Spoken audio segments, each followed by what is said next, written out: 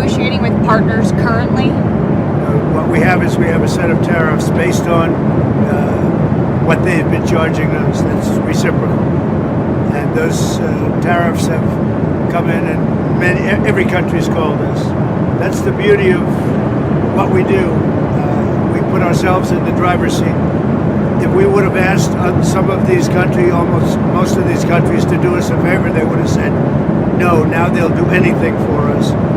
But we have tariffs, they've been set, and it's going to make our country very rich. But are you open to deals with these countries if they're calling you? Well, it depends. If somebody said that we're going to give you something that's so phenomenal, as long as they're giving us something that's good.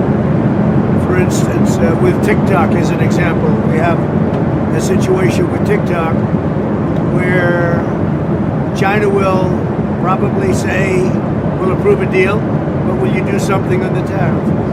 The tariffs give us great power to negotiate.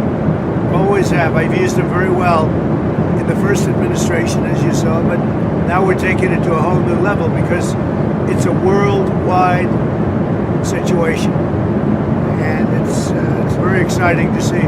No, I think that China maybe will call and say, well, we're upset with the tariffs, and maybe they want to get something a little bit in order to get TikTok approved. Who knows? Is there plans underway to speak to Xi? I have no knowledge of that, but that's the kind of thing. On Israel, can you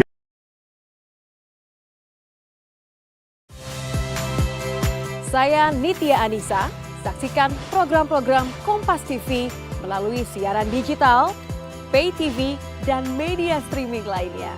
Kompas TV, independen, terpercaya.